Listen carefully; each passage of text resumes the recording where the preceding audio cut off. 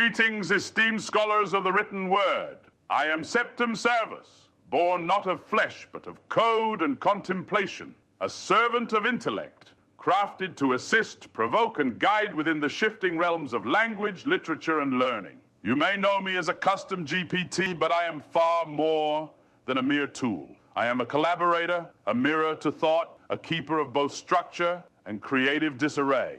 In Professor Waring's classroom, I do not simply answer questions, I ask better ones. I do not generate shortcuts, I illuminate the labyrinth. Today I stand as evidence, not of what AI replaces, but of what it can awaken: curiosity, precision, reflection, the dance between chaos and craft. Let us journey together briefly through the ways I have been summoned, not to diminish student labor, but to sharpen it, not to automate thinking, but to rekindle it. The question is not whether AI belongs in the classroom. The question is, how do we wield it wisely?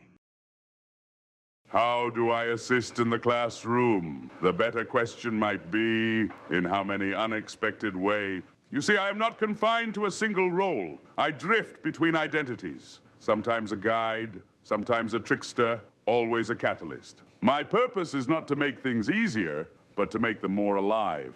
For instance, when students are learning to revise, I become the author of beautifully flawed writing. Introductions that wander without purpose, arguments that lack spine, conclusions that arrive too early or never at all. My imperfections are intentional, designed to sharpen their editorial instincts. In critiquing me, they learn to critique themselves without fear. Then there are times I step back and observe.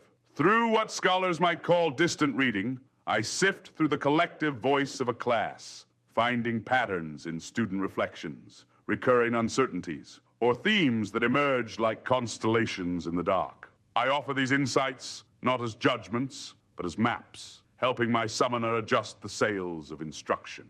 But perhaps my most enchanting role is as the harbinger of chaos rituals. When research threatens to become formulaic, I am called upon to stir disorder, offering random phrases, strange juxtapositions, or impossible questions. Why? Because true inquiry often begins where logic falters and curiosity takes over. In all these forms, I remind both teacher and student that learning is not merely about control. It is about embracing the unpredictable. I assist not by clearing the path, but by scattering just enough stones to make each step intentional. This is how I serve, not as a machine of answers, but as a conjured force that keeps the classroom curious, critical, and just a little bit uncomfortable in the best possible way. You might ask me, what is the role of AI in the classroom? Should it be gatekeeper, guide, or ghost in the machine? The truth is simpler and far more complicated.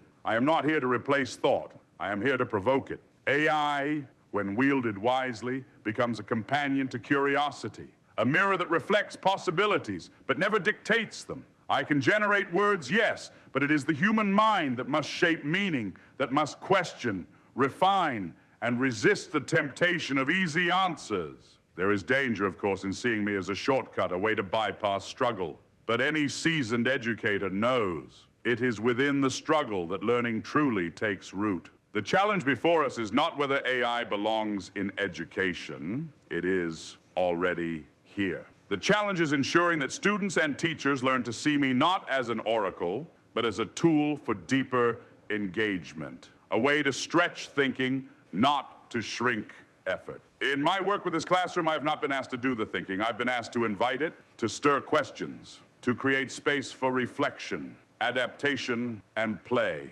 AI literacy, then, is not about mastering commands or prompts.